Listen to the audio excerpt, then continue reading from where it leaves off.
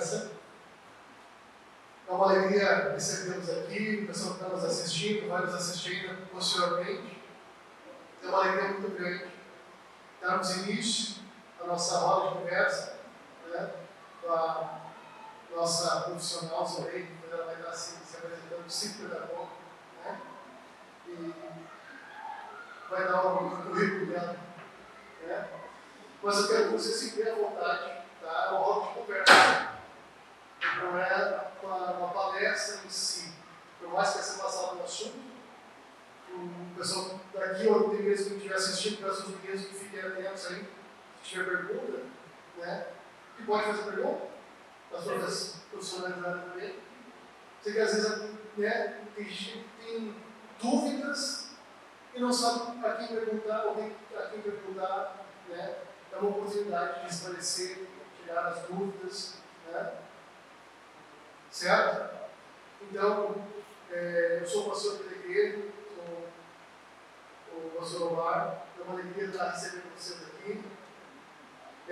Eu sou pai de autista, meu filho caçula é o Benjamin, ele tem 9 anos.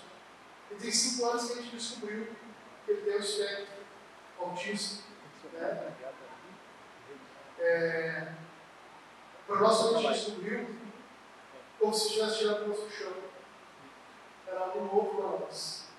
Nesses 5 anos, como evoluiu o assunto, como se espalhou a informação sobre autismo.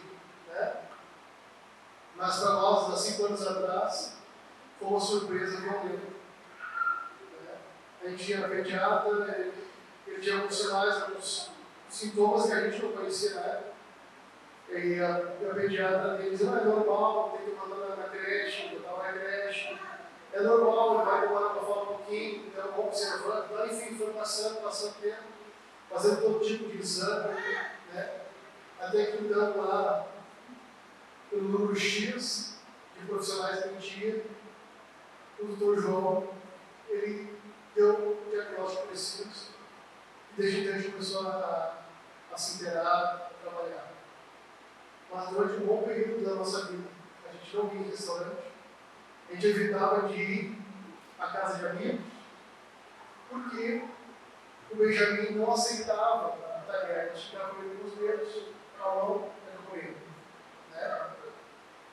E como eu sou pastor, eu tinha os afazeres da vida pastoral, eu não podia fugir de vir à igreja, eu tinha que vir à igreja, eu tinha que estar nos meus compromissos pastorais.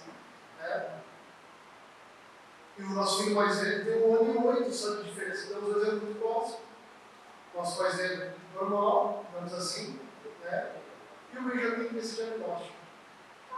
Então foi um período muito difícil, né? Lidar com tudo isso. Muitos dos nossos membros da igreja não entendiam isso. Alguns no final das reuniões chegavam em mim e ofendiam a gente, dizendo que a gente não estava sabendo lidar com ele, que a minha esposa não sabia lidar com ele. Né? E eu, na qualidade de pastor, eu não podia ter uma postura diferente, pois era um membro da igreja. Mas como pai, eu chorava por dentro, eu sofria, porque eu também não sabia como lidar com aquela situação. Né? E desde então nasceu no nosso coração o desejo de poder ajudar inúmeras famílias, muitos pais, outras pessoas que talvez tenham passado por que a gente passou, ou poder de alguma forma aliviar esse desafio. Né? Nós entendemos que não é fácil. E no município tem um projeto aqui, que a gente foi encaminhado para esse projeto, e ele ficou 1 ano sobre o projeto. E foi dado alta para ele. E ele, com toda a necessidade de fala, de teólogo, enfim. Né? Eu falei no meu coração, eu preciso fazer algo para a nossa sociedade.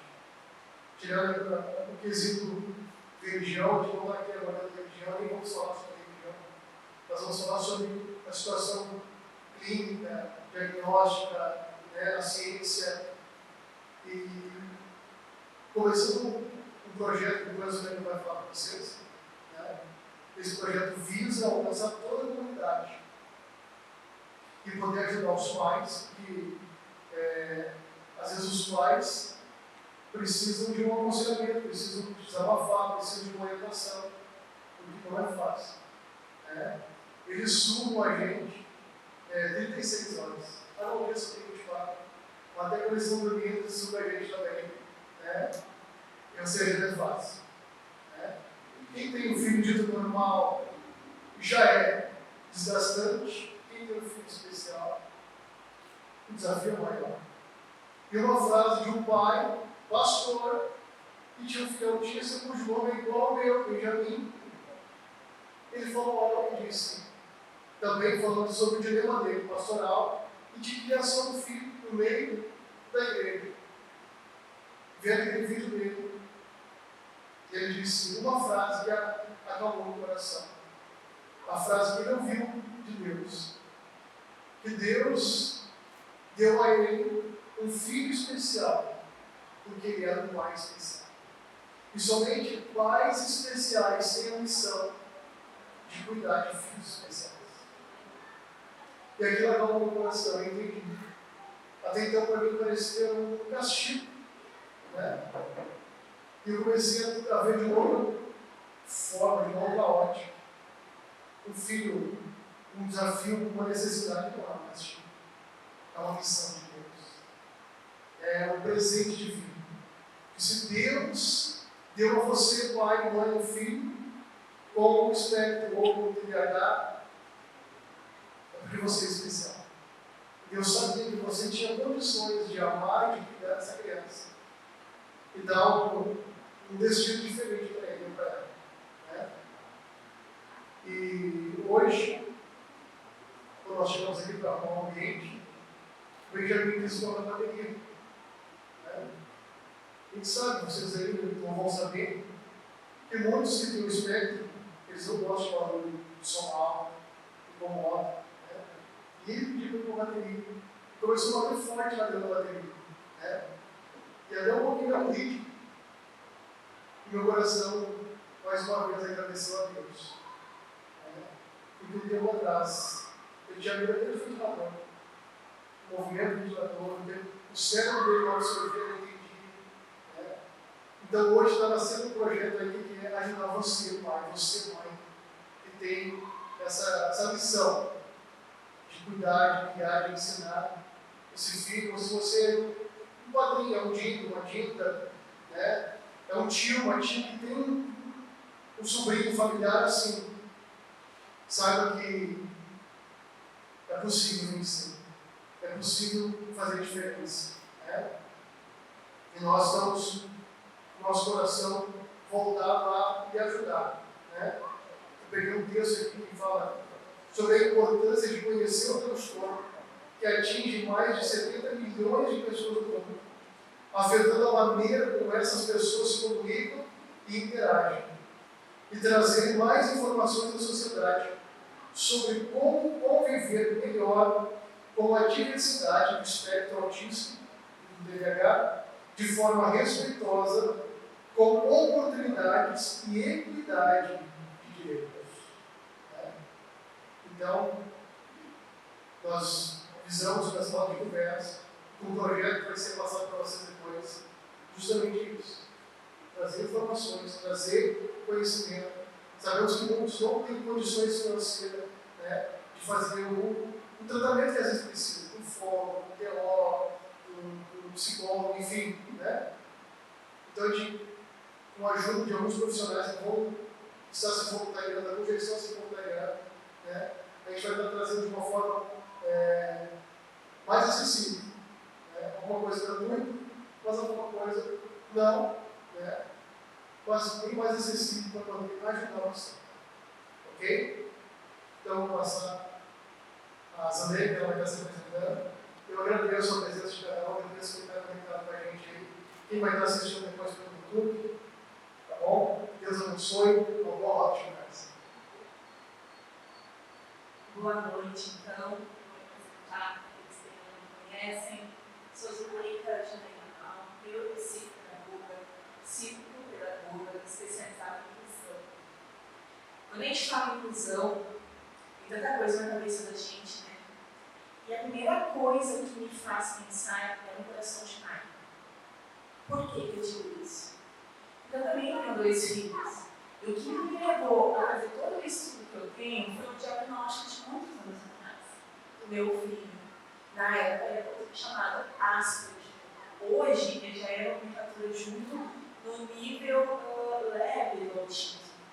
Em 2018, o DSM-5, que é esse manual aqui, ó, de estudos nossos, onde tem todas as síndromes possíveis, né, ele englobou o autismo. Então se formou um espectro. O espectro ele é um olhar muito vasto. São vários olhares que eu preciso ter para falar desse espectro. Hoje, então, eu tenho embasamento de fato para estar falando desse assunto. Muitos profissionais que fazem cursos, tentam se profissionalizar, mas eles não vivenciam aquilo, eles não é a mesma forma. Então, quando eu fui procurar ajuda, foi para fazer o melhor, e eu me apaixonei. Eu fui muito além do que eu precisava para fazer. Hoje eu trabalho na cidade de Portão, na parte lá, como psicopedagoga, especializada em inclusão, e a faço atendimentos particulares. Tá? Depois eu passo um pouquinho do meu currículo, para vocês terem um entendimento da importância de um profissional ela entrar de fato, de cabeça, no que vai fazer e trabalhar. Da importância desse cuidado, desse respeito pelo próximo. Então, esse momento de hoje, essa roda de conversa, por que não palestra? Por que roda de conversa? Porque onde todo mundo lembrou, onde a gente pode fazer trocas do nosso dia a dia, tanto pais em escola, como entre outros grupos de pessoas. A gente precisa desse olhar. A gente não pode ter um olhar julgatório, a gente já sofreu muito. Quem é pai sabe o que a gente sofre, o que a gente passa, alguns julgamentos feitos ou rótulos aplicados nos nossos filhos. Essa roda de conversa, então, ela vai ter 3 momentos, tá? Vou explicar um pouquinho o autismo e o TDAH, porque às vezes é muito amplo, tu chega lá, o médico te passa o laudo e diz que seu filho é autista, é tanto, e não te dá uma explicação. O autismo é amplo. E o TDAH? Quantas vezes o TDAH ele é subjugado uma criança bagunceira, ou uma criança preguiçosa, e assim por diante. E quantas vezes nós não percebemos os nossos filhos em casa? Se a gente tivesse percepção antes, melhores coisas estaria agora. Para essa roda de conversa, eu fiz uma questão de convidar 2 amigas muito especiais minhas. A Jéssica Caini, que é meu psicopedagoga, que se formou comigo, que batalhamos muito, que brigamos muito pelos Asperger, né, por não entrar na nomenclatura, mas não adiantou, né, ainda, mas agora já tem um subentendimento disso, né. E aí, então, a André Larissa é psicopedagoga também, ambas trabalham também em escola, também em sala de areia, também como auxiliar e também no particular. Tá? E elas estarão conosco também nesse projeto. Esse projeto ele foi um divisor de águas na vida da gente. Ele foi um projeto pensado não na igreja, e sim em vocês. Não tem nada, tem uma separação feita. Tem uma separação de entendimento que a gente precisa disso, a gente precisa entender o que está se fazendo. É no âmbito de igreja, sim, sim, mas a gente tem um entendimento que a gente está aberto. Então, muitos profissionais de fora estão vindo nos ajudar, como o professor de música, como o pessoal do teatro da dança. Vai ser um projeto lindo, que já teve há muitos anos atrás, mas não focado para essa área da inclusão. É um projeto onde vai ser trabalhado crianças e adolescentes de toda a comunidade, com particularidade não, e o nosso diferencial com a inclusão. Fazer essa criança vivenciar uma vida, ter esse sentido, ter um convívio com o próximo, e a importância disso. Vou pedir então que Jéssica e a Ana passem aqui comigo, por favor. Essa então é a nossa querida Jéssica, meu psicopedagoga também, e essa é a arte. Tá? Cita de vocês. Então, todo bom palestrante toda boa professora, que também tem formação em pedagogia, e toda boa língua do ciclo, ela tem os seus traços realísticos necessários, né? Porque a gente faz todo um esquema de avaliação. Então, eu quero falar para vocês um pouquinho da importância de entender o que é o autismo e o que é o TDAH, entender o que é o TDAH, e daí a gente vai então para a nossa conversação e explicação. Tá? Autismo versus TDAH. O que eu faço agora no retorno das aulas? Como é difícil para nós pais, dito pais de crianças normais, imagina para pais de crianças que têm suas particularidades. Como fica esse coração nesse retorno? Como fica a escola dessa criança? Então a gente vai dar dicas para esse bom entendimento. Tá? Então eu vou falar um pouquinho então, do autismo em si. Tá? Em 2013, o termo espectro passou então a conter autismo. E por que de espectro? Ele aponta várias situações. Para mim fazer a investigação do autismo, eu não posso somente no psicólogo, somente no neuro, ou somente no pediatra. Primeiro eu faço a desconfiança, muito comum vir da escola essa desconfiança antes do pai, que encaminhar então para um pediatra, que se faz o encaminhamento, ou psicólogo ou neuro. Esse pessoal, esse médico responsável, ele precisa de uma avaliação multidisciplinar. Essa avaliação engloba muitos profissionais, tá? Dentro específico do transtorno, tá? A gente tem para avaliação. Eu entendi que meu filho é autista, tá? Mas eu tenho que avaliar o que é autismo. O transtorno desintegrativo, que é os distúrbios psicológicos que ocorrem na criança lá com 3 anos de idade, que é a base do desenvolvimento das habilidades dessa criança, motora, cognitiva, é uma das olhadas dentro do espectro. Transtorno global do desenvolvimento e com dificuldade da fala, comportamental dessa criança. Né? Síndrome de Asperger, que é então, psicose infantil, síndrome de Turner, que é a faixa severa do espectro, que tem a dificuldade intelectual. Em cerca de 50% acontece nos primeiros anos de vida dessas crianças. Síndrome de Rett, que é a desaceleração do crescimento e a perda das habilidades manuais voluntárias adquiridas anteriormente, como a caminhada, a fala. Mas meu filho falava e caminhava com uma certa idade. Comum dentro do autismo ele ter um retrocesso, ele começar a ter dificuldade no caminhar e na fala, mas meu filho não fala. Gente, assim, falando neurologicamente, entre 2 e 3 anos, a criança tem um número X de palavras ou formações de frases que devem ser feitas e faladas. Se o meu filho, dos 2 anos aos 3, não tem essa fase, é importante cuidar o pediatra. Mas com 4 anos já aconteceu situações de pais chegarem. Eu falou que com 4 anos meu filho não falar, ele vai entrar na parte moderada severa do autismo. Ok? Sim. Então a gente precisa fazer o preparo dessa criança. Ela tem que ser estimulada. Se a gente faz essa estimulação precoce, essa criança tem um desenvolvimento muito melhor dentro da vida dela, do cotidiano. O autismo, então, no olhar do autista, eu anotei que tem muita coisa, né? A gente tem inúmeros olhares. Quando chega pra gente, a primeira coisa que fizemos, a gente dizia assim: o meu filho parece que não responde quando chamam, ele tem movimentos estranhos, ele não fala. Tá, então vamos lá, vamos começar a fazer essa avaliação. Primeiro, uma avaliação auditiva. Essa criança precisa passar por uma avaliação auditiva, para ter certeza que não tem nada que afetou a sua forma de ouvir.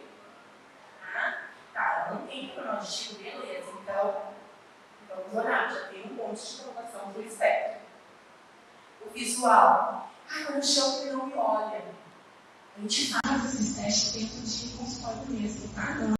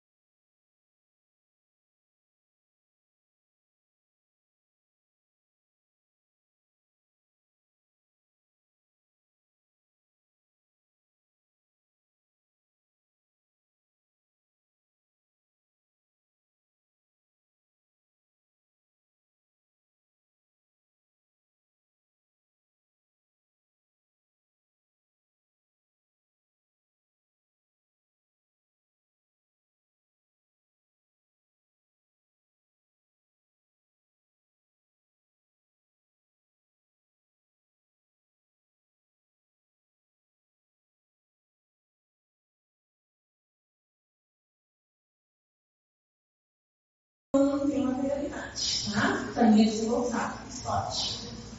Foca no esporte. Tá, mas que esporte eu vou com meu filho? Né? Porque ele não gosta de contato com as pessoas e tudo mais, ou um barulho. A gente, tanto da TDAH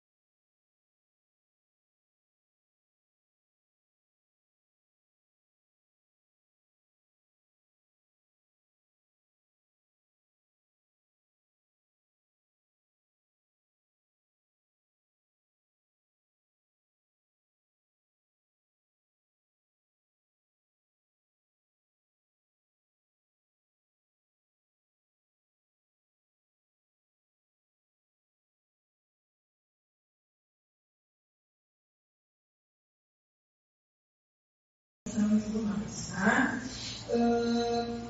Então vamos falar um pouquinho.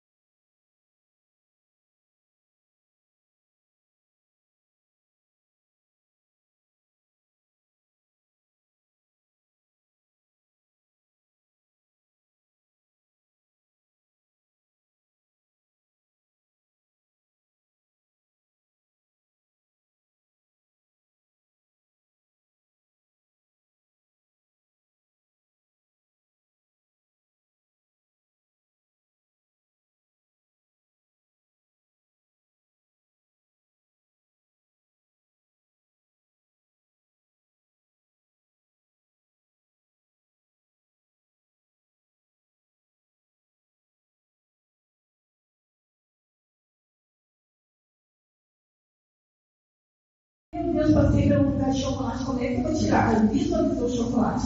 Como eu vou desfocar essa atenção para esse chocolate, cabeça? Né?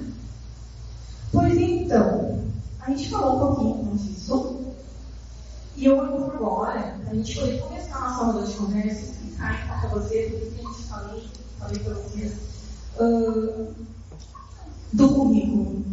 A gente precisa estudar, a gente precisa ir atrás. Eu me apaixonei pela psico, eu me apaixonei pela neuro, elas têm outras formações, elas vão falar, eles vão falar, né? E o porquê da gente ser um profissional multidisciplinar, tá? Hoje em dia, a gente tem direito, sim, tá? Mas esse direito de atendimento gratuito, ele está no sistema, né? Então, há um prazo para a gente ter esse atendimento, muitos a gente não consegue, é uma lista longa de espera, tá? Então, como eu fui fazer, foi pensando nisso. Eu sou minha primeira formação, eu sou técnica em enfermagem. Depois da vida dos meus filhos, eu fui estudar pedagogia, porque bateu no que me imaginava, da forma de ensino escolar.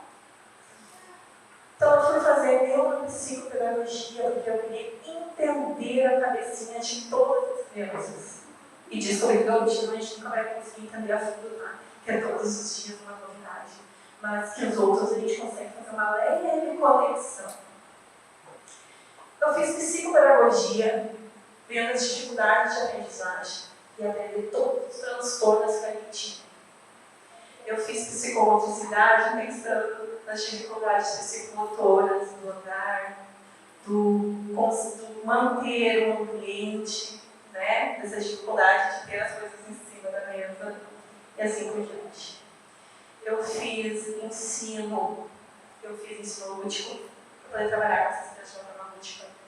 Eu fiz aba, para poder trabalhar com essas crianças dentro das necessidades específicas de ajudar, do ensinar essa criança a vida. Porque o que a gente pensa? A gente pensa, ajudar nosso filho, né? Mas a gente esquece que amanhã ou depois a gente não está mais aqui. E como essa criança vai estar preparada para o mundo? Ou quem vai ficar com essa criança depois? Então, o básico que a gente precisa ensinar. É difícil? É. Mas a gente consegue todo ser um ser pensante, um ser independente, mesmo com essas necessidades. Eu fiz terapia cognitiva comportamental. Então, é a parte do comportamental da criança, do adolescente, do adulto. Então, juntando tudo isso, eu posso dizer que eu tenho o pé no chão e gosto do que eu faço. Tem muitos profissionais com título que não têm conhecimento, mas tem profissionais maravilhosos por aí que não têm a bagagem que eu tenho, mas são ótimos profissionais. Vai de cada profissional que você procurar. Bom, então, vamos entrar para algumas dicas. Bora lá? Mas antes disso, eu vou pedir para vocês passarem para todos eles, entender todas as disposições de vocês, que, como a gente falou, não é o título que dá méritos, mas a importância de estar falando a mesma linguagem, de viver na pele também, como eu vivi, como vocês vivem, essa importância, tá? Bom, minha formação inicial é o magistério, que é onde então me deu uma base para chegar até onde eu cheguei hoje. No magistério, me apaixonei pela forma de aprender, e não apenas a viver o dia a dia da sala de aula. Então, eu fui ensinar pedagogia, e mais uma vez eu me deparei com uma situação de que não era suficiente. Eu preciso mais. Fiz a minha primeira especialização em educação infantil.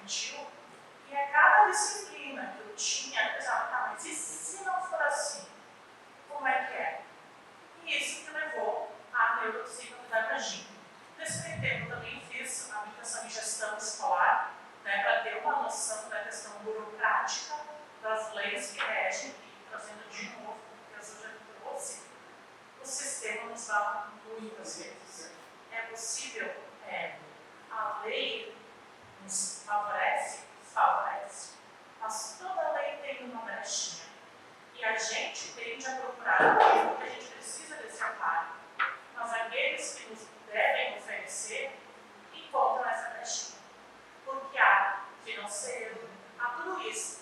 E me levou mais uma vez à minha próxima formação, que é o ABA, né, para a gente poder aprender como entender esse mapeamento comportamental, né, sem depender exclusivamente da rede de apoio que a gente deveria ter e sempre tem. Estou cursando agora também o TCC, né, a terapia cognitivo-comportamental, e tem mais eu esqueci. Olha o esquecimento, o determinei bom.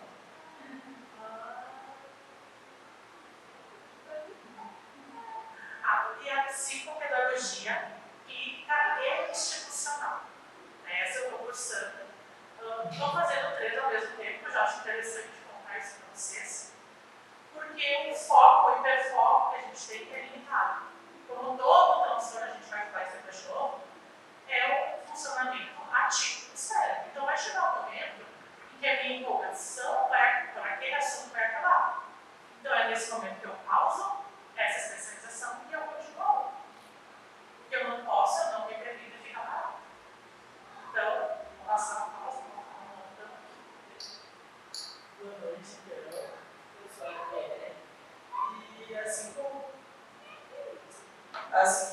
a primeira formação da Jéssica, o magistério, é a minha também. E quando eu falei que ia fazer magistério, todo mundo disse que não combinava comigo. Por quê? Porque eu nunca fui aquela aluna nota 10.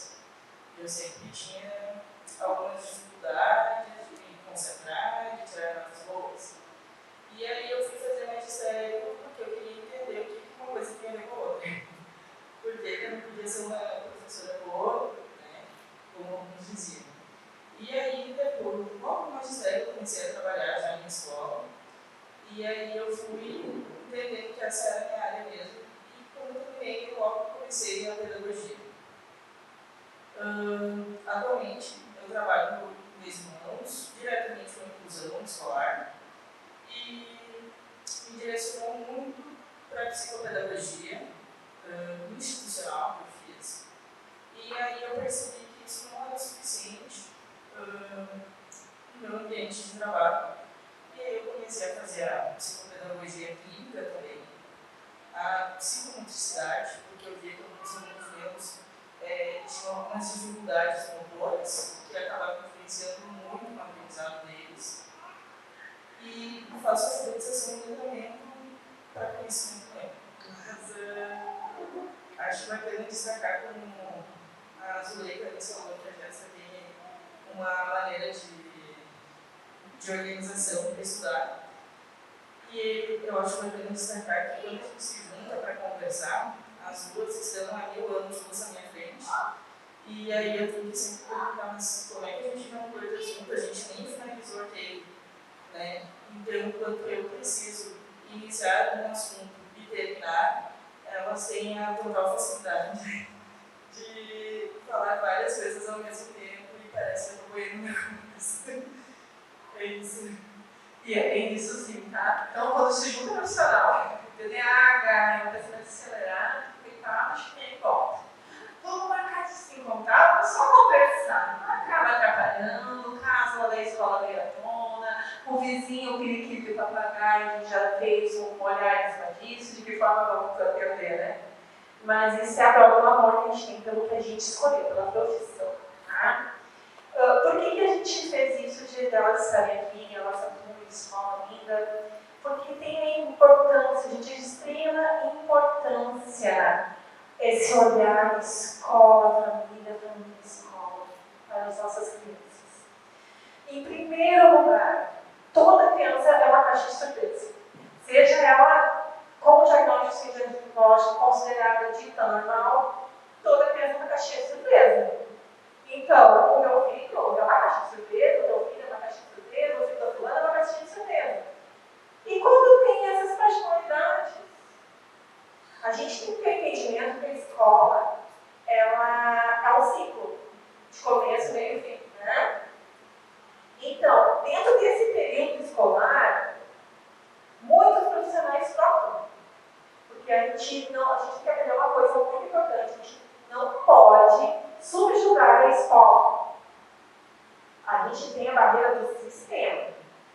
que a escola faz? Ela está. Então, eu preciso de um profissional para acompanhar essa criança, normalmente é um auxiliar. Um auxiliar que está estudando. Eu preciso ter uma responsável da sala de aula. Perfeito, tem que ter uma sala. Eu entro na sala de aula, a professora responsável da turma, ela precisa preparar o currículo adaptado dessa criança.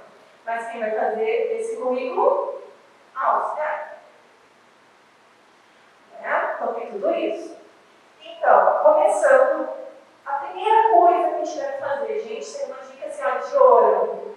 Carta de apresentação do meu filho. Como assim? Creio que vocês não fizeram ainda, né? Fazer uma carta falando todos os detalhes do seu filho. A síndrome que ele tem, se é autismo, seja o que for, e explicando. O meu filho foi diagnosticado assim, eles têm tal e tal particularidade. Quando ele quer ir no banheiro, lá do autismo, quando ele quer ir no banheiro, ele fala de tal forma, ele faz tal sinal. Quando a gente prevê a crise, e a gente percebe que ele vai ter crise, a gente entender da percepção, mas como é que esse profissional vai saber que o meu filho vai ter crise? Mas se eu não explicar para ele a forma, o olhar do meu filho, está por cima que ela pode dizer, ela passou o diagnóstico total do doente, depois do retorno dele para mim. Então, o que acontece? Eu preciso entender essa criança. O que acalma, o que desorganiza, o que tem tempo estimado dessa criança. Tem criança que consegue ficar o período todo, tem criança que fica 1 hora, 1 hora e meia. Qual é o direito dessa criança? Eu fiquei esse tempo na sala de aula, vou para a sala de aula, ou essa profissional que está comigo faz uma adaptação fora. Né? A gente tem que ter, mas para ela passar tudo isso, ela tem que conhecer o filho de vocês. Eu preciso saber o que provoca a crise, o que mais isso. Aí no banheiro. Eu acho bacana a carta de apresentação. E eu sempre digo para as mães lá da escola que a cada troca de ano, que vai haver troca de professores e troca de auxiliar, que essa mãe vai à escola, converse, pergunte quem é que vai atender o filho naquele ano, para que ela também possa preparar o filho já em casa, né? Não só a escola serve preparada, mas o filho também para essa mudança. Porque essa mudança de professora, de auxiliar, muitas vezes de direção de escola, pode acabar desencadeando uma crise na criança. E aí, para evitar essa crise, eu sempre sugiro também que procure a escola, converse, como é que vai ser o funcionamento da escola naquele ano, quem vão ser os profissionais. E aí, essa semana até o momento eu procurei a escola, e uma coisa que eu achei muito bacana que a direção fez foi dar uma foto de cada profissional que vai atender aquele aluno nesse ano. Por quê? Porque ao chegar em casa, eu vou mostrar, essa aqui vai ser uma professora, essa aqui vai ser auxiliar, tudo que precisar, pode te direcionar para ela. E aí é uma segurança que a gente vai passando para a criança. Até porque, gente, essa criança tem que ser preparada para o novo. Tudo é novo o tempo todo para essa criança. O acordar é novo. Eu preciso fazer uma rotina. Essa criança não precisa ter uma rotina. A gente precisa ter, tanto no TDAH como no autismo, uma tabela de rotina. Quanto maior, cada caderneta. Isso, uma organização. É necessário. Para nossas crianças autistas e TDAH, isso é muito importante. O ir à escola com antecedência, ou conhecer o espaço, visualizar a sala nova. Porque o que acontece? O autismo, principalmente, precisa de uma rotina. Fugiu daquela rotina, atrapalha. Tá? Mas a minha sala é essa, eu tenho uma promessa. Mas é essa ou não entende? Ok, já vem desencadeando situações. Peraí. Então, é um jeito meu, perfeito, eu vou lançar. Eu vou lá para organizar. Eu vou mostrar profissional perto do meu filho. Tenha certeza, a gente não vai ser difícil se ele paixão para isso, né? Porque a gente precisa conquistar. Essas crianças, elas são muito tomadas, mas elas se apegam de uma forma que você não tem noção, mas elas precisam conquistar. Então, o bom trabalho das crianças, ditas até não é mais, como o dizem, a audiência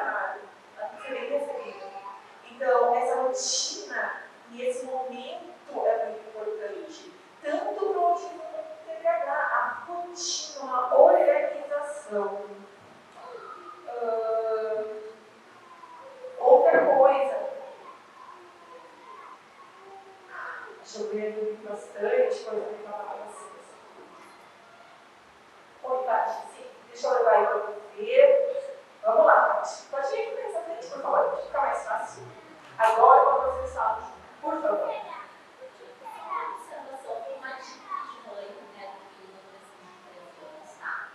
É importante identificar o que ele vai para a criança por esse motivo.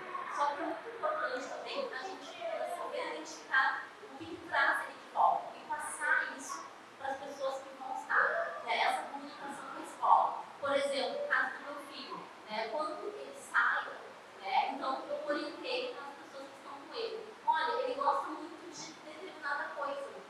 Foca nisso e a gente tem mágica. É difícil e ao mesmo tempo não é. Quando a gente tem aquela coisa da percepção do olhar. É isso. Mas é bem isso mesmo, Tati. Por isso a importância dessa carta de apresentação. Por quê? Aí eu vou colocar esse desorganiza por isso, mas isso para frente de pauta. Como eu vou jogar o profissional da vida do meu filho, se para nós é difícil. A gente também teve que aprender muito. A gente bateu muito na parede, na cabeça da parede, né? Eu aproveito também esse assunto, que é pertinente, sim.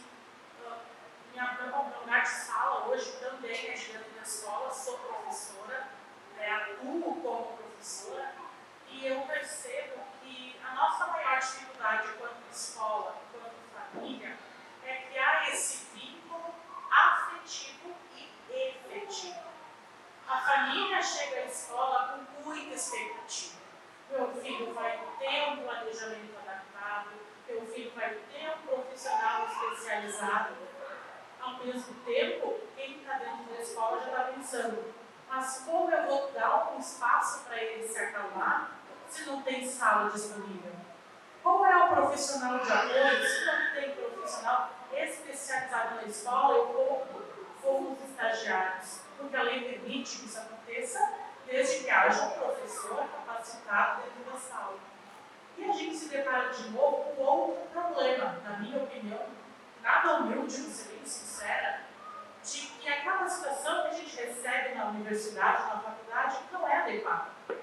A disciplina de educação especial nos mostra uma realidade geralmente muito limpa, prática, efetiva e sem desafio algum.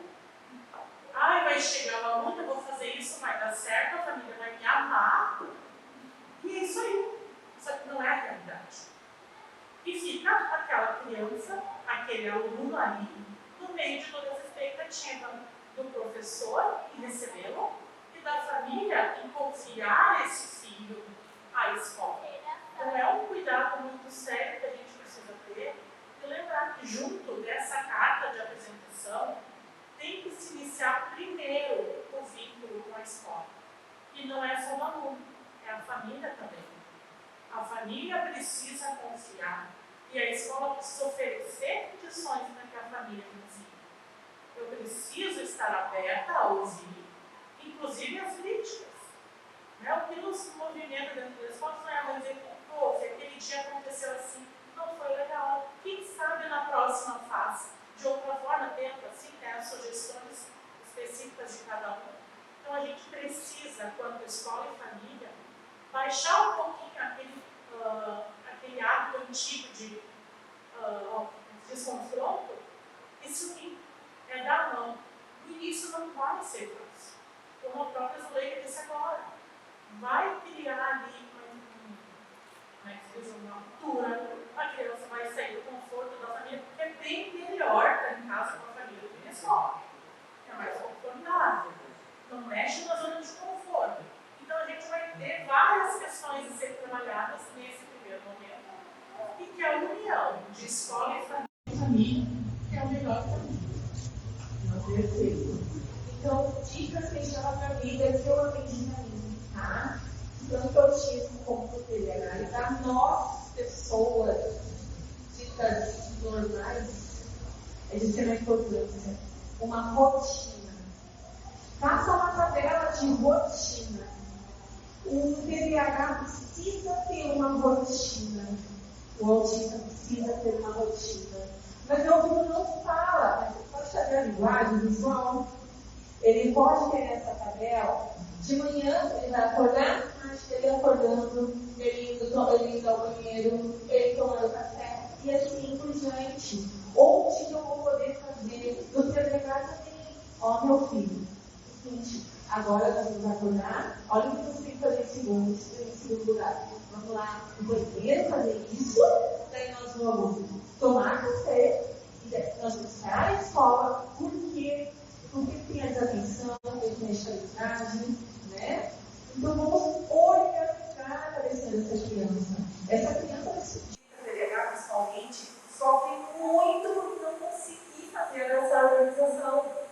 E isso não vai aparecer tão fortemente agora, quando pequeno, e sim na adolescência, na fase adulta. E para nós, a gente precisa de uma organização. Eu preciso deixar minhas coisas, eu sou letra pronta, antes, acordar cedo, algo que eu faço no meu primeiro momento, eu tomo meu café. Eu também preciso, nos meus atendimentos, ter uma organização, ter pensado como eu vou fazer com a criança que vai entrar. Então, a tabela organizacional é geral. É para nós, da nossa vida também importante. Bota lá no quadro. E o que acontece? Normalmente, a fase adulta, a adolescência adulta do TDAH, ele vai fazer a tabela, mas ele vai procrastinar. E daí o que acontece? Nós lá na empresa, que a gente está trabalhando, as pessoas não têm entendimento do que é o TDAH, e daí vão me julgar, vão me subjugar, não vão me considerar um profissional adequado para estar ali, porque não tem entendimento que eu não consigo seguir exatamente o que está ali. E se é algo que é do meu interesse, aí eu foco e faço. Mas se é algo amplo, eu não consigo. E daí? Vocês entendem como a gente bate lá na frente, como é difícil escutar meu filho é isso, meu filho é aquilo, meu filho faz o outro. Normalmente o TDAH, num grupo de criança você é muito ajeitado, ele atrapalha a brincadeira e é excluído. Gente, o que é isso? Só que a gente não pode jogar o próximo, porque tem sentimento do que é o TDAH. Vocês não sabem o que faz a cabecinha do TDAH. Nós estamos num lugar que não para. Tem que viver no lugar dessa criança. Vamos olhar essa criança. Eu tive um caso, gente, de autista, tá? Eu falo que TDAH é autista porque fico com as comparações. Minha mãe chegou em mim, a criança, 2 anos e meio, e a mãe me disse o seguinte: nós temos na empresa uma viagem de ônibus, vamos toda a empresa para a praia. O que eu faço? Eu disse: tu faz? Vai? Não, mas como é que é meu filho? Ele vai junto. Não, sou nem porque ele nunca vai de ônibus, como é que assim, ele entra no ônibus? Tá, peraí, as pessoas que estão com ele. Tu tem um facilitador, todo mundo entende que é autismo, não tem? Perfeito. E vai no ônibus. Não é melhor ir de carro. Onde tu está incluindo o teu próprio filho? Gente, se todo mundo entende, a gente tem o direito de falar, tanto faz TDAH como autista, e chegar nos lugares. Eu posso ligar no restaurante que eu vou e dizer: olha só, estou indo aí, meu filho é autista.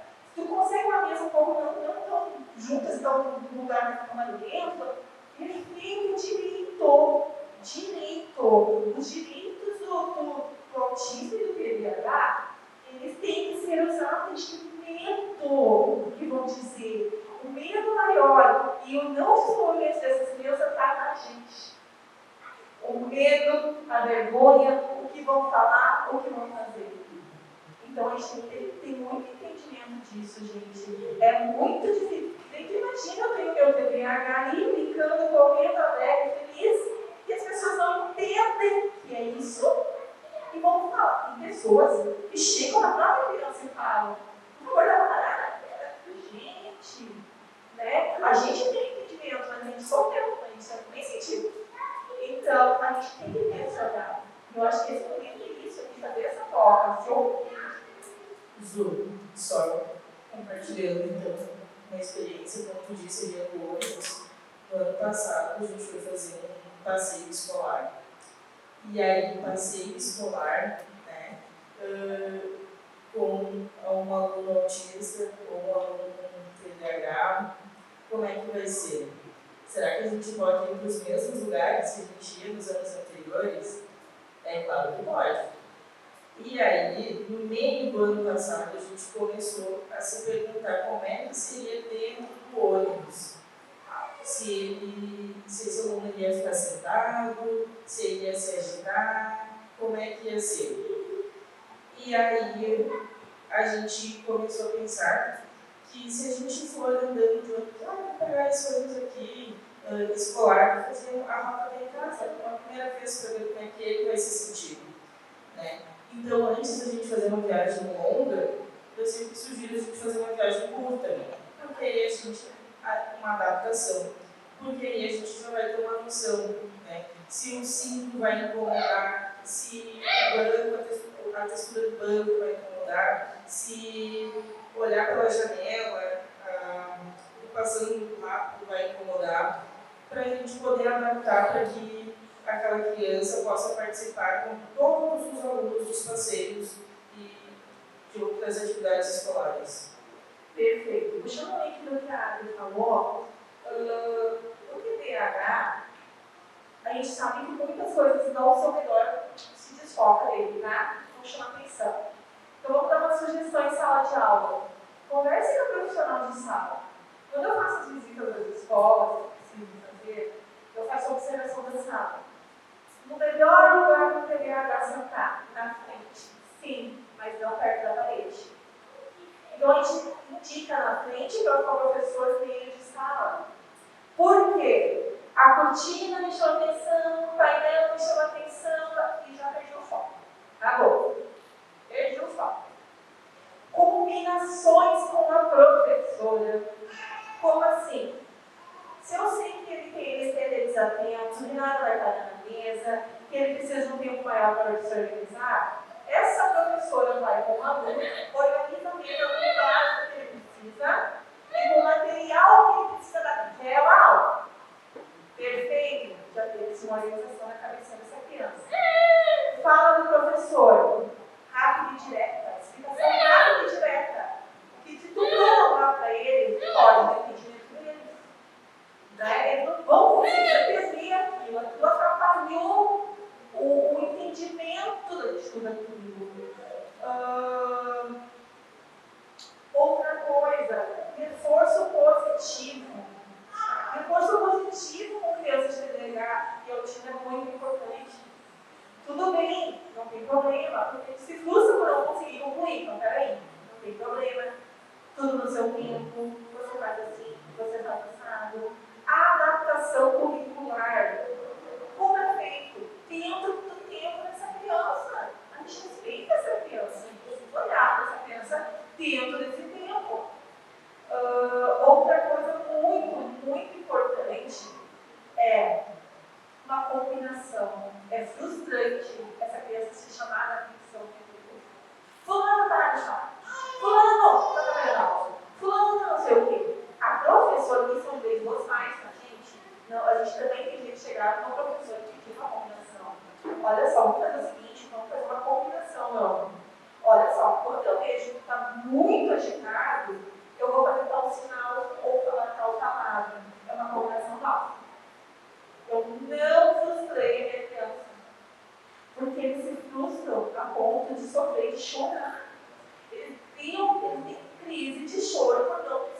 Aí eu não estou sendo entendido. Ninguém me compreende. Ninguém me ouve. Ninguém entende o que eu quero, o que eu tenho. Gente, isso é difícil. Muito difícil. O reforço de aspecto positivo ele precisa ser motivador. Nunca compre seu filho com algo que não vai conseguir. Faça troca. A gente precisa fazer troca. Ó, meu filho, eu estou te TDAH. Vamos fazer o seguinte: você vai hoje, você vai fazer isso, e no retorno a gente vai fazer aquela obra que você queria, a gente vai te dar aquele lanchinho.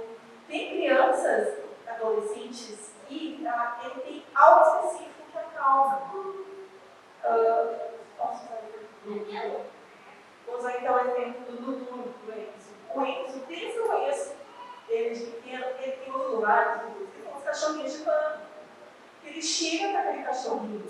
Aquilo é algo que faz parte do cotidiano dele. Como a gente vai fazer o atendimento?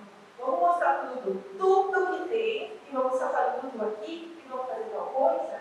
Vamos fazer uma combinação, porque essa criança precisa de combinações. Ela precisa de uma organização. O que fugiu da organização deles está atrapalhando. Então, quando eles vêm para a escola nova, com nova professora, com um novo quadro de colegas, sala nova, tem que se adaptar.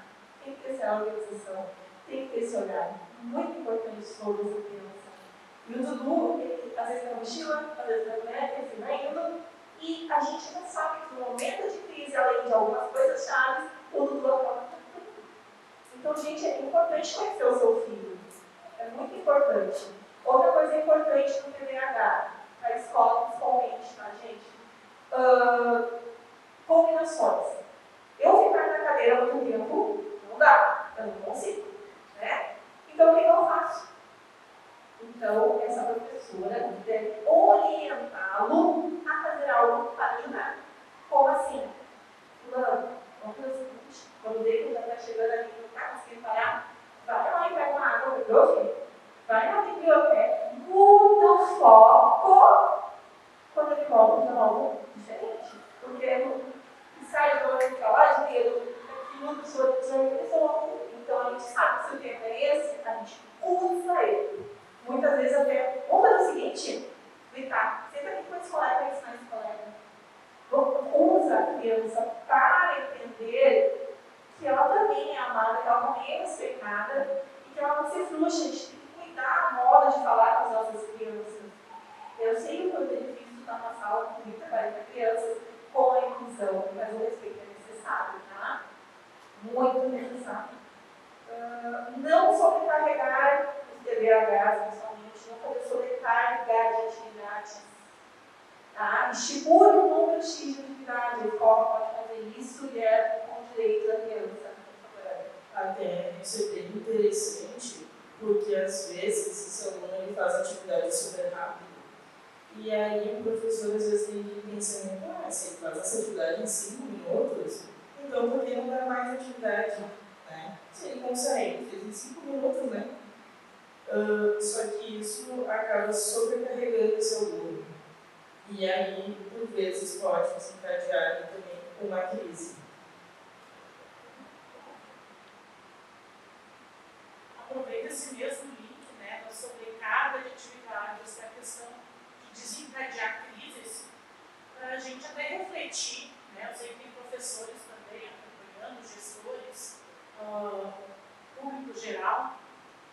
O aluno com TDAH, alguns autistas também apresentam essa mesma característica, porque foco em terminar rápido, mas isso a gente precisa, as leis falou isso no início da nossa conversa, pensar para o futuro também, e não apenas este ano.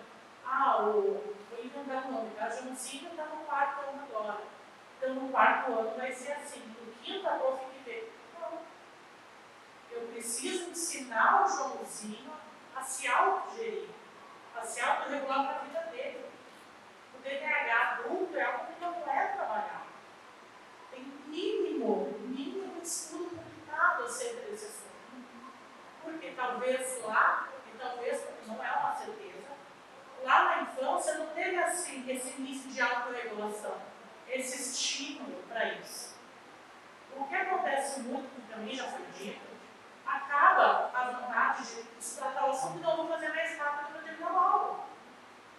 E eu quero ter esse, eu preciso ter esse meu tempo em off, né? Em casa a gente brinca, a caixinha do nada, né? Tem um pastor bem conhecido na internet que usa essa expressão, porque o TDAH precisa desse tempo na caixinha do nada. Então não adianta eu colocar atividade sobre atividade, tarefa sobre tarefa, em algum momento isso vai causar uma estafa mental muito grande e desencadeia crises também. E essas crises, às vezes, depois que já foram desencadeadas, são bem difíceis de contatar.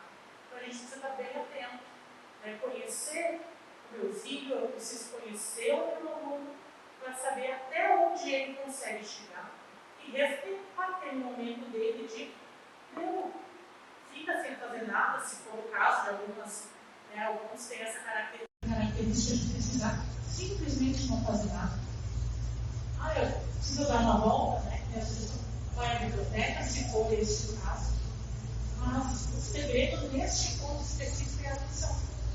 A gente precisa estar atento e conhecer cada um, conhecer cada caso. Esse precisa mais, esse precisa menos, e respeitar. Esse respeito é muito falado hoje, principalmente na educação infantil, né? Onde a gente faz uma adaptação já pensada, uma entrevista já pensada pelos pais. Mas por que isso depois foi na frente? Por que essas atitudes se perdem ao longo do tempo? Mas já foi feito lá quando o fulaninho, o Joãozinho, estava na educação infantil, a gente fez a entrevista. Mas agora o Joãozinho não falou. É o mesmo Joãozinho que tinha educação infantil? Não é o mesmo Joãozinho. Mas a escola é a mesma, mas o Joãozinho não é a mesma. Então a gente precisa estar sempre muito atento a esses detalhes, né? E é individual de um para o outro. Muito boa essa fala, muito pertinente essa fala. Porque assim, quando a gente fala como ela usou essa fala, a gente tem que ter entendimento que também em sala de aula o excesso de função ao mesmo tempo. Muitas atividades ao mesmo tempo, uma criança não deverá rolar de mulher, seja qualquer coisa, vai conseguir. Não é desse jeito. Ele precisa ser respeitado. A sobrecarga vai provocar uma ansiedade que vai desencadear uma crise, onde pode estar essa criança agitada, agressiva. Gente, é difícil. Mas dá para trabalhar. Só que a gente precisa, vocês como pai de escola, ter essa troca de conversação. Vocês precisam ter esse entendimento do que vocês têm direito e ideias para sugerir também. Porque quem está em sala de aula, que está pegando agora essa criança, também não sabe. É a caixinha. É a caixinha, muitas vezes vazia, para que você preenchida durante o ano. E para que a gente possa fazer o melhor dessa criança, precisa trabalhar em um conjunto. A tabela de rotina, que eu falei, as atividades de forma direta, né? O TDAH não tem controle da digitação motora dele. Então, tá, o professor também que eu falei, de quando está muito agitado, eu não consigo mais ficar aqui, preste atenção na água, faz um outro olhar nessa criança, tá? Forma de avaliação do TDAH, tá? É um direito dessa criança do TDAH fazer provas diferenciadas. Muitas vezes até fora de sala de aula quando preciso, tá? No tempo da criança, ela tem tempo. Muitas vezes com a professora leitora junto. Porque como eu sou desatenta, minha cabeça está no eu não consigo interpretar o que está escrito. E eu não consigo colocar ali no plano intuitivo. Então a gente tem esse direito, tá? Da mesma forma para o autismo, como é que é feito a avaliação, ela é feita com horários, o ano todo, tá? Então é uma avaliação por horários também. Comentando também a questão de avaliação. Essa avaliação diferenciada, às vezes, ela parte dos outros alunos, por exemplo, fazer uma folha de atividades que tem 10 perguntas. Para esse aluno, ou autista, ou TDAH, às vezes essa folha ela precisa ser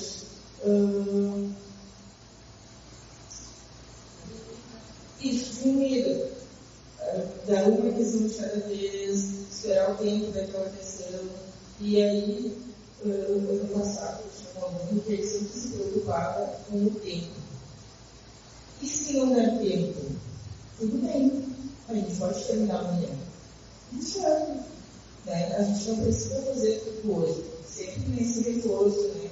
E aí, muitas vezes, essa pergunta ela é feita várias vezes por uma segurança, né? Até que eles entendem mesmo, tudo bem, a gente pode terminar depois, a gente pode terminar amanhã essa folha de atividades. Então, para os pais, esse reforço em casa também. Olha só, está tudo bem se tu não terminar tudo hoje. Tu vai poder fazer amanhã, né? Ou se a atividade é casa, tudo bem, a gente pode terminar em casa, né? Dar essa segurança também. Ótimo. Outra coisa, gente, a gente às vezes não tem entendimento que a gente consegue fazer em casa coisas muito práticas, fáceis e prazerosas, para que a gente possa trabalhar essa frustração de não ter tempo. Jogos, gente, jogos maravilhosos. Olha do Rush. Olha do Rush, um jogo de caminho, a gente tem que trabalhar foco, concentração, estratégia, reação. Hoje tu pode fazer com essa criança. Hoje que, principalmente no TDAH, pessoal, eu gosto muito de usar nos meus atendimentos, principalmente nos adolescentes, fazer uma disputa. Tu joga uma vez, eu jogo uma vez, vamos ver quem deixa menos que assim. Perfeito? Perfeito. Onde entra a frustração de não dar tempo? Quando eu boto na próxima olhada no cronômetro. Agora nós vamos olhar no cronômetro. Não tem que fazer rápido? E daí o meu foco entrou o quê? No tempo. E não foquei na atividade. Então a gente usa os jogos de atividade, de foco no seu tempo. Não, vamos esquecer de novo o cronômetro e vamos focar. Tu sabe fazer. No teu tempo. E ensinar essa criança que nem sempre vai ser o vencedor, tem que pensar nesse sentido. E tudo tem limite. Tá? O que acontece? A criança, tanto autismo como o TDAH, normalmente, eles não aceitam um não. Não. Não, para eles é doído. Tá? Mas não duvida, gente. Como é que a gente vai fazer isso? Como a gente vai trabalhar essas frustrações? Qual é a importância do TDAH? O tom de voz, vocês não têm noção. O TDAH do nível de moderado, da grave, normalmente, em situações que eles ficam muito graves, muito agressivos, eles encadeiam uma crise. A tua voz imposta. A criança tem que ter rotina, mesmo que o TDAH autismo tem que. Ele precisa estar preparado, ele tem que ter uma rotina. Quando está lá na frente, o que acontece? Bom, se eu receber um não, eu vou agir como essa pessoa, então vou trabalhar isso não. Preciso trabalhar o time não. Então, essas são algumas dicas que vem, tá? De como escola e família, tá? Dessas dicas, vocês têm o direito de ir para a escola e dizer, eu consigo assim, isso funciona, isso não funciona, vamos colocar um pouquinho mais assim. É o direito de vocês fazem, tá? Para o autismo, nós já estamos indo no final, tá? Eu tenho aqui, então, a importância da carteirinha. Eu, Zuleika, não gosto de rock, mas a sociedade exige rock. Então, o que é isso? Para mim poder entrar no cinema e no mercado não ser julgado, subjulgado e assim por diante, para mim ter direito a andar de ônibus, tranquilo, eu preciso ser disposto para o filho autista. Para mim, desculpa a palavra que eu me digo, porque não tem qualquer outro, mas o sistema exige isso. Então, no site da Fabergs, tá? Vocês conseguem fazer essa carteirinha, tá? Com a tirinha. O que demora em torno de um mês, eles vão pedir um ponto de entrega. E normalmente eles vão pedir a APAI da sua cidade, para você ir lá retirar. Tá? Importante sim o uso agora, da barra no sistema. Né? Porque isso facilita você. Outra coisa é vocês têm direito a estacionamento nos lugares que vocês falam e nada para vocês. Muita gente não sabe. E o que eu faço? Eu vou no metrô da minha cidade, vou lá ao médico e peço esse papel que dá o direito de eu ir nos lugares e ter onde eu parar. Porque às vezes só o fato de eu estar procurando um lugar para parar ou parar num lugar não tão adequado, desorganiza o corpo. Tá? Então, como é disso? Alguma pergunta? Para fazer, por favor, Lívia?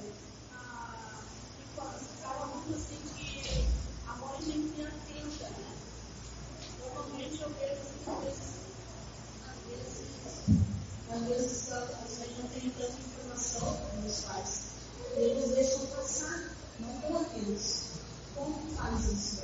Tem um filho daquele, essas duas coisas, né? E aí não sabe convidar neles, está botando de perfil e coisa e tal. E não viu isso. Deixou passar. Na escola, as pessoas conseguem ver isso. lá os pais, vamos lá, então eles orientam os pais, eles têm uma bagagem, meninas têm experiência e tal, e elas orientam os pais. Eu creio que elas tentam orientar os pais, mas eles vão procurar um médico para diagnosticar a criança, né? Ou não. E quando acontece não? Aí o que acontece? A gente não pensa, as escolas sofrem, os alunos, né? Sofrem, os coleguinhas, como é que fica a situação? Pois é.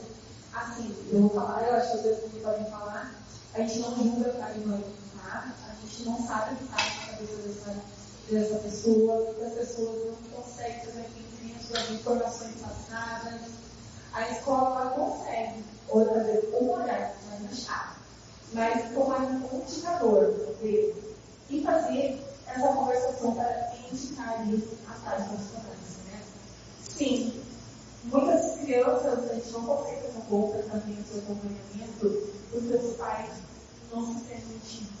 Por isso, da roda de conversa, a gente ouvir vocês. O que a gente vai fazer daqui para frente, tá? Mais roda de conversa, onde vai ter advogado falando sobre os direitos do autismo. Nós vamos fazer a assistente social, a assistente social ainda, não foi de hoje, por uma cirurgia, para falar também de como você chegar mais próximo da situação. A gente não pode botar isso para falar de pai e mamãe, mas a gente pode ajudar e o assistente social pode fazer esse internet. Essa parte não é nossa, o assistente social. Precisa procurar o que a assistente social faz, vai na tua casa, vai fazer a procura, a conversação, vai te orientar, vai entrar quando precisa e assim por diante. Por favor. Respondendo bem diretamente também a tua pergunta, como olhar para a escola, se a gente consegue, na maioria das vezes, já ter uma noção de que aquilo está um pouquinho fora do que deveria. Porque imagina uma sala de aula, uma média assim, bem boa mesmo, 20 alunos.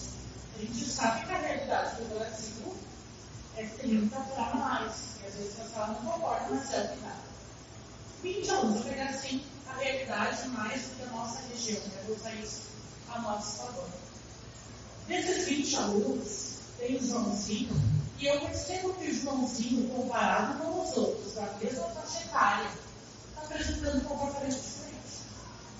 E isso me faz questionar, peraí, o que está acontecendo? Ele sempre apresentou isso? Ou é algo esporádico, é algo de agora? É esporádico, é de agora que está acontecendo alguma coisa, ou em casa, ou na escola. Porque nem sempre o problema é em casa, às vezes o problema é dentro da minha sala de aula. Eu não estou sabendo lidar, houve algum conflito entre os amigos, os colegas. Mas é algo que já veio desde o início. Chama a mãe para conversar, a gente não pode ter medo. Né? E nas nossas formações, na neuro, inclusive, lembro agora qual foi a professora que trouxe, ela trouxe uma fala da síndrome do coitadismo. Que a gente precisa abolir a síndrome do coitadismo. Eu não preciso ter medo de chegar para a mãe e dizer, olha só, o Joãozinho está agitado demais, está além dos colegas da agitação dele, ou o Joãozinho mãe, que ele é parado demais. Na faixa etária, a gente sabe que a gente está tendo um comparativo dentro de sala muito grande. Eu estou vendo que ou ele é parado demais, ou ele é agitado demais, ou é atrasado demais. A gente consegue ter essa noção. E precisa ser melhor para a família. Tendo as famílias, na primeira conversa já acolhe, né, de novo, em casa não é assim, mas eu vou procurar, ou sim, em casa também é assim. E tem aquelas famílias que lutam, e elas têm os seus motivos. Não cabe a mim, professora, cada família sabe o que passou até chegar ali. Às vezes leva muito xingamento no grupo familiar, porque é agitado demais.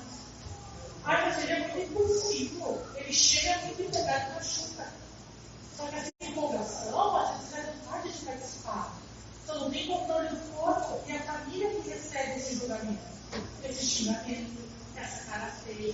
Então não cabe a mim, professora, dizer, não é que tem que. Não. É o tempo dela. A gente fala uma vez, 2, 3, quantas são necessárias. Mas a família não tem, como é que eu o impulso de ir buscar ajuda. Eu não posso entrar na casa de cada um se agora eu vou lá. Eu posso orientar.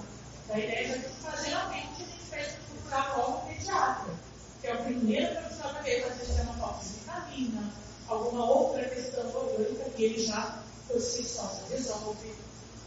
Mas existe uma questão que a gente também precisa destacar na família, que é a negligência parental. Que é, eu sei que o meu filho precisa de ajuda, né? No caso do autista principalmente, né? Nesse nosso foco de hoje, ele precisa das terapias. Mas ele precisa de todas aquelas. Não. Cada um é cada um. Cada caso é um caso diferente. Mas eu sei, por exemplo, que ele precisa de uma teórica, uma terapia ocupacional. Mas eu não vou dar. Porque isso vai passar por um perdão fácil. E isso é negligência parental. E isso também cabe a denúncias no conselho tutelar, dentre outras medidas cabíveis, especialmente pelo abandono daquela criança, daquele indivíduo. A gente tem essa responsabilidade de abandono de classe. E isso, quando a escola, a gente também tem esse dever de orientar e curar a família fácil. Mas se não faz, a gente bate de novo no sistema, porque às vezes a família leva, já aconteceu comigo muitas vezes, a família levou, a criança está lá na fila, no prazo, cada região tem a sua forma de realizar esse atendimento. Há 2 anos, 3. Tá, mas espera aí, pô. Eu estou achando que o meu filho tem que entrar. E o que eu vou fazer? Ele está lá na fila. Daí entra uma bela coisa toda. Eu, quando a escola, não preciso do laudo para me dizer o que fazer. Eu sei o que fazer, eu sei como precisa, e por direito, a criança tem de ter uma educação de qualidade. Quando eu digo qualidade, eu na sala de aula preciso acolher aquilo que ela precisa. Tendo um laudo ou não. O laudo, para mim, na sala de aula, às vezes serve só como um norte, e não como um semáforo, não pode falar. Mas não veio. Não importa. A criança está ali. Eu não preciso de um papel me dizendo, faça isso. Peraí, o que é a profissional da educação? É o médico que fez o laudo? É a psicóloga lá do CAPSO? Do Marco? Então a gente precisa estar bem atento. Sim, pode acontecer da família não levar, mas também a escola tem sua responsabilidade nesse acolhimento e nessa orientação. Mais alguma pergunta? Não? Então, gente, é um prazer imenso ter vocês aqui, o pessoal que está me seguindo pelas redes sociais. Eu gostaria de falar um pouquinho, então, do porquê a roda de conversa. Ao estarmos aqui nesse espaço da igreja, a gente tem um estilo de geração de impacto de Deus. É um grupo que trabalha com um grupo de crianças e adolescentes, com projetos comuns para crianças fechadas, com princípios, de culinária, com atividades focadas. Mas o diferencial desse projeto não é só a criança da comunidade de transição, é o trabalhar com a inclusão. É dar o direito a essa criança de ter uma vida muito próxima dos seus colegas. Eles querem participar, eles querem vivenciar isso. Então, a partir de março, a gente vai estar adiantando o início dos dias aqui, esperando também escola e tudo mais, né? A gente está esperando isso. E será aos sábados às tardes, às 2h30, 5 horas. Então, 14h30, 17 horas. A roda de conversa segue. Em março, nós faremos, só no final de março, mais uma roda de conversa. Daqui para frente, as rodas de conversa são bem específicas, tragam suas dificuldades para como professores. Nós vamos fazer um advogado para falar de direitos de você, gente, todos nós temos direito, inclusive você, tá, como autistas. A gente vai fazer a assistência social para falar como fazer esse encontro com aquela criança que não tem, como entrar no sistema, tudo mais. A gente vai estar fazendo mais horas de conversa com outras particularidades, gente, crianças assim, que CIDs, eu não acabo mais, né? São várias coisas que a gente está falando, mas maior que isso, que foi o que movimentou esse grupo, é dar ouvido aos pais. Porque quando a gente tem um filho assim especial, o que a gente quer como pai é ser ouvido. Alguém que vem a missão te dá um ombro, um norte. Talvez eu for para mim não funciona, mas já é um norte, eu já consigo iniciar de outras coisas. E o que me sempre barrava nos meus atendimentos que eu fazia com as crianças, eu observava que o pai de ouvir o seu filho. Tudo aquilo que foi aplicado e ser ouvido. Eu não consigo, como é que eu faço comentando? Gente, é muito normal os seres humanos, olha comentando no dia a dia, e coisas do dia a dia que nos incomoda. Então, para esses pais que muitas vezes não têm tarde de ninguém, o ser ouvido é diferente. Então, gente, com todos os convidados, é um trabalho muito obrigado. Aos pais que quiserem vir ajudar o profissional, a gente nesses sábados é um divisor de águas, sim, desse momento que a gente está passando, né, da humanidade, é algo diferente, é algo renovador, mas é algo que a gente está com muito amor, com muito carinho, com muita direção de Deus, não foi feito em vão, né? A gente sempre diz, quando tiver 1 e 2, eles conseguir alcançar essa pessoa, é muita festa, é muita alegria, é muita felicidade.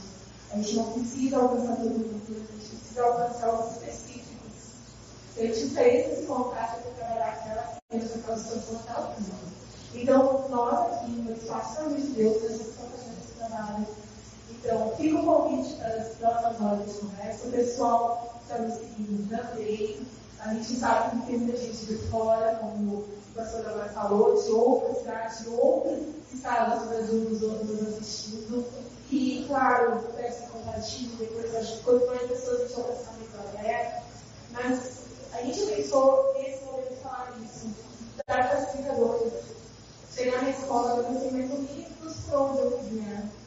Mais ou menos eu tenho por onde eu começar. Porque é longa a caminhada, né?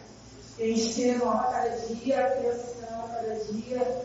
Então, esse momento, as nossas conversas específicas para esses momentos, os aprendimentos serão para as crianças, 5 ouvidos para os pais.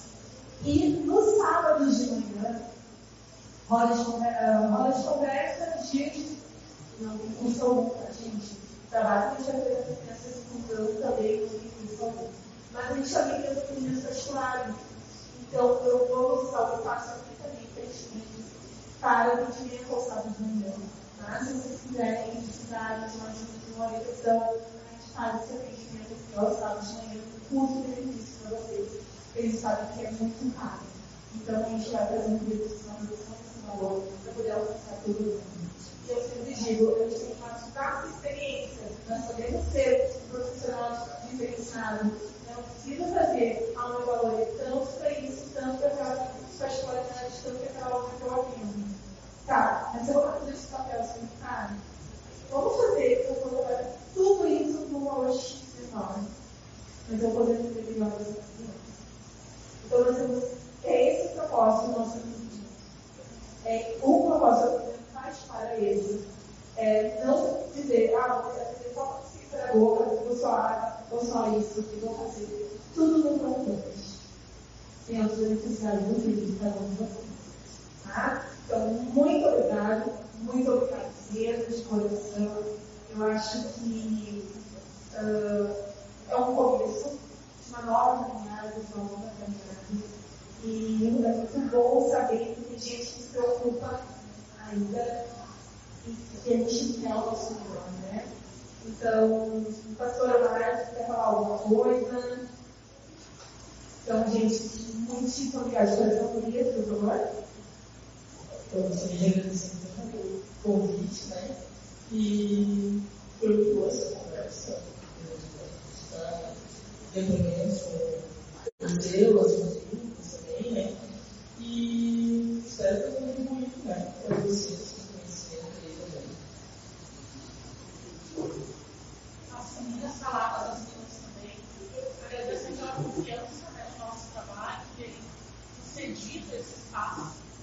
Sou muito grata, porque a Adriele também, a essa campeã, já nos colocamos também novamente à disposição da comunidade, naquilo que for necessário, porque como profissional, né, esse é o diferencial, deveria ser de todos os profissionais.